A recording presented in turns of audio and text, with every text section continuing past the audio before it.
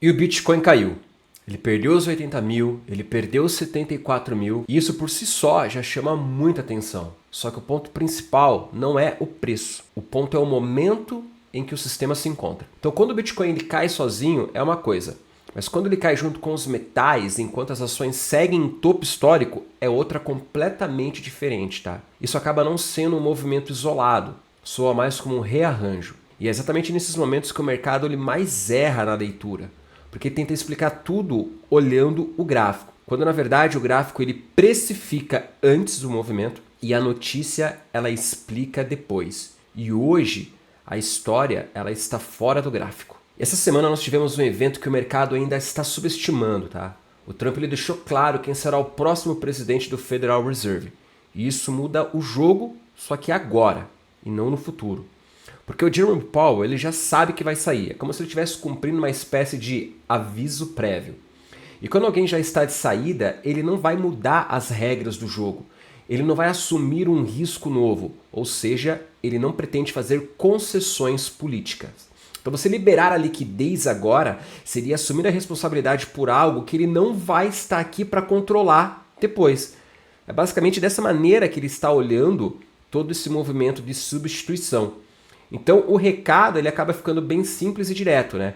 Não espere a ajuda do Banco Central no curto prazo, tá? E isso não é só sobre um discurso, é muito mais sobre os incentivos econômicos que nós podemos ter. E nesse momento o incentivo é segurar e não estimular. Então isso cria um ambiente clássico de estresse. Liquidez apertada, expectativa confusa e mercado mal posicionado. E aqui entra um ponto que confunde muitas pessoas. Na semana passada, o ouro e a prata caíram forte, e as pessoas interpretaram isso como se fosse uma fraqueza.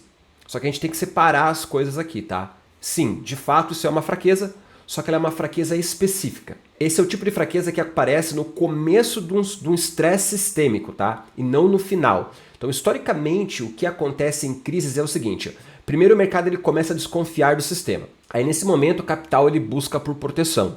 E é justamente aqui que o ouro e a prata, sobem bastante, tá? Então, mas elas não sobem porque o mundo está bem. Elas sobem porque o mundo começa a parecer instável. Aí depois vem a segunda fase, que é quando o estresse ele deixa de ser psicológico e ele vira uma necessidade real por dinheiro. Aí o mercado vende aquilo que ele conseguir vender. E o ouro e a prata são extremamente líquidos, tá? Então, isso aconteceu em 2008, isso aconteceu em 2020 e 2022 também, só que numa escala um pouco menor. Então os metais eles caem antes daquilo que a gente chama de capitulação. Capitulação basicamente seria o movimento de dor máxima, onde os investidores eles estão com máximo medo, tá? Então, geralmente o ouro e a prata, né, os metais eles caem quando o sistema ele começa a apertar. E o mercado ele precisa levantar liquidez para cobrir esses riscos em outros lugares. Ou seja, a queda dos metais ela não é um sinal de alívio, ela é mais um sinal de transição para uma fase ainda mais dura. E a gente está vendo também uma tese circulando sobre rotação de capital, que é o dinheiro saindo dos metais e entrando em mercados de risco. Só que quando o estresse começa, o dinheiro ele não corre para o risco. Na verdade, ele foge do risco. E isso é fundamental de se entender, tá? Porque esse capital ele não vai para cripto. Ele também não vai para as ações. As criptos elas não vão receber esse dinheiro porque ele é o ativo mais sensível do sistema. Então ele acaba reagindo primeiro, consequentemente ele cai primeiro. Tá? As ações também provavelmente não vão receber porque elas estão em máxima histórica. Então entrar ali agora é como se fosse comprar o topo em um ambiente completamente instável. Tá? Então isso não é uma rotação para ativo de risco. É uma rotação do tipo defensiva. O capital ele sai daquilo que já andou muito, ele tenta se proteger e quando o aperto aumenta, ele fica parado. Ele espera clareza, definição, ele espera alguém se posicionar primeiro para daí sim tomar uma definição. Só que enquanto todo esse movimento acontece, tanto o Nasdaq quanto o S&P 500 eles seguem em máxima histórica. E no primeiro momento isso parece bom, só que na prática isso é bem perigoso. Porque os mercados, quando eles estão muito esticados, eles não precisam de más notícias, eles só precisam de um susto. E aí qualquer correção leve já pode gerar um efeito dominó. E quando as ações elas corrigem, os ativos que são os mais frágeis, eles sofrem primeiro, eles sentem primeiro o efeito de uma liquidez. Então o Bitcoin está nessa categoria. Isso acaba criando uma simetria negativa. Então você tem pouco espaço para surpresa positiva, né? As notícias positivas acabam não surtindo tanto efeito, e você tem muito espaço para fazer ajuste rápido, tá? Vamos entender um pouco isso melhor no gráfico. Agora no gráfico do Bitcoin, vamos entender toda essa correlação na prática, tá? Do que está acontecendo. Bom, esse aqui é o tempo gráfico semanal do Bitcoin, tá? Essa região que a gente está falando, que é uma região importante, que ela não pode ser perdida, é essa região aqui dos 74 mil dólares aqui, né? A gente trabalha sempre com um range, tá? Porque essa região aqui, ela corresponde a vários topos anteriores que, em algum momento, foi uma resistência e agora ele tende a agir como suporte. Então, basicamente, desde 2024, ó, essa região aqui, ela estava agindo, segurando o preço, ele tentando romper e ele não conseguindo romper. Depois que ele rompeu, ele fez aqui um reteste dessa região, fez aqui um movimento de continuidade de alta e agora ele está voltando novamente para essa região. Então, essa região é importante porque ela marca esse fundo aqui, que dentro da estrutura do ciclo, dentro do bull market, seria aqui basicamente aquilo que a gente chama de último fundo válido, né? Que seria o fundo que não pode perder para você iniciar um mercado de baixa. E ali tem toda essa região aqui, que é uma região onde nós vemos a resistência no passado virando suporte, ok? Então, perdendo essa região aqui, a gente aumenta muito a probabilidade de continuar o movimento de queda, porque essa região que agora está agindo como uma resistência, ela vai passar a agir como um suporte. Então, a probabilidade maior de se perder é o preço vir aqui e continuar o seu caminho de queda. Então, quais são as opções que nós temos aqui no Bitcoin a partir de agora? E quando a gente fala do Bitcoin, basicamente a gente já está falando do mercado cripto como um todo, né? Porque o mercado cripto ele acaba funcionando muito em função do Bitcoin. Então, quando a gente olha essa estrutura aqui, nós temos uma possibilidade de que, se esse fundo aqui segurar, de a gente ter um movimento de alta, tá? E quais são os pontos, daí mais no curto prazo, que você deve olhar para ter essa noção se a gente pode ter uma continuidade no movimento de alta? Se eu colocar aqui no tempo gráfico de 12 horas, a gente vê que a principal região hoje que precisa ser vencida é a região dos 80 mil dólares, tá? Essa região aqui, que é a região do último topo, tá? Essa região aqui. Então, se o BTC ele tiver força para romper essa região aqui, consolidar aqui em cima, voltar para o teste, aceitando essa região, a gente pode ter uma continuidade de alta aqui até a casa dos 95 ou talvez até mesmo 100 mil dólares. Só que é aqui que vai entrar o pulo do gato.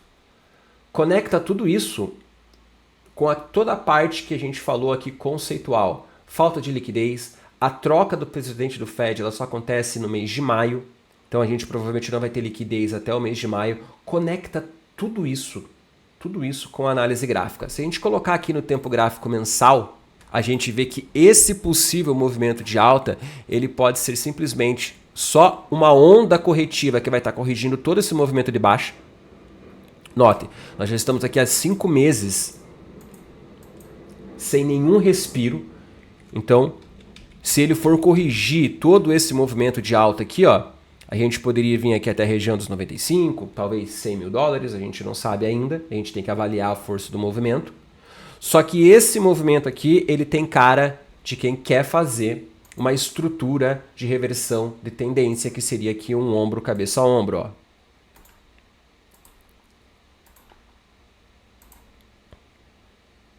Ok.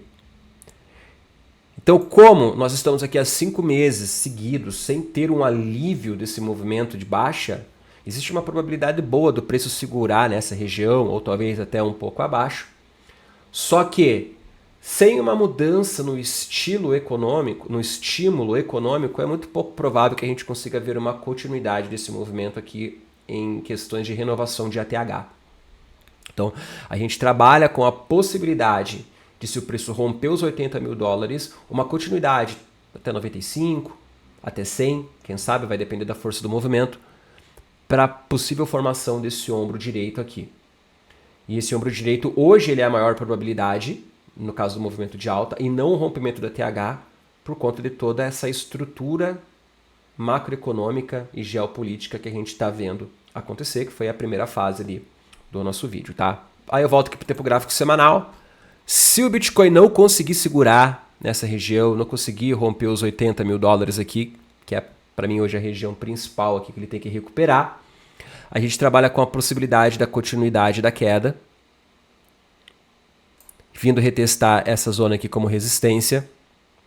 E se isso acontecer, a gente tem aqui a zona entre 68 mil dólares, aproximadamente, essa zona aqui de 68 mil dólares, até a região dos 50 mil dólares aqui, como os possíveis pontos de parada do Bitcoin, tá? Porque se você olhar aqui no tempo gráfico mensal, se ele perder essa região aqui, a gente não tem muito mais resistência para baixo, tá? O que a gente tem aqui é a região dos 48, 50 mil dólares aqui, que é um fundo mensal, e a gente tem aqui a média de 50 do tempo gráfico mensal também na casa dos 66 mil. Então a gente teria aqui toda essa região aqui, ó, como uma região de possível parada do preço, caso não segure agora. E mesmo que segure e a gente tenha esse ombro, cabeça-ombro aqui formado, né? Se você for pegar a projeção do padrão gráfico, ela seria justamente aqui, né? Porque a projeção dele ele seria lá no início do movimento, né? E o início do movimento desse ombro, cabeça-ombro é justamente aqui na região dos 40 mil, 48 mil dólares, 58 mil dólares. Então, em qualquer dos cenários que nós tivermos aqui, qualquer um desses cenários, essa região aqui é a região que hoje apresenta a maior probabilidade do Bitcoin encontrar um fundo, que é o que a gente chama de capitulação, que seria a dor máxima, tá? Então esse cara, aparentemente, ele não tem uma característica de um fundo global, e sim de um fundo local, que precisa ainda confirmar se ele vai conseguir segurar, tá? E por que a gente falou que tanto o Nasdaq quanto o S&P 500, dentro de uma estrutura maior, eles representam perigo, estando em ATH, e não uma saúde do mercado, né? Porque como o Bitcoin está muito descorrelacionado do S&P 500 e de Nasdaq, que estão em máximas históricas, e o Bitcoin está muito longe da sua máxima histórica, qualquer tipo de movimento como esse que está acontecendo agora, se eu botar aqui no 4 horas para a gente ver o momento, né? Ó, qualquer tipo de movimento que está acontecendo como o de agora, de queda, que foi quando o Nasdaq tentou renovar o ATH aqui e não conseguiu, foi numa zona de liquidez, qualquer tipo de movimento assim, ó, para o Bitcoin é um estrago muito grande. Então, se Nasdaq agora começar aqui, por exemplo, deixa eu colocar no tempo gráfico semanal para a gente ter uma visão maior da figura. Se Nasdaq aqui, por exemplo, começar a buscar um fundo contra o fundo anterior, se ela quiser tentar buscar uma base de preço contra esse fundo aqui e vir corrigir, sei lá, 50% desse movimento de alta aqui, ó.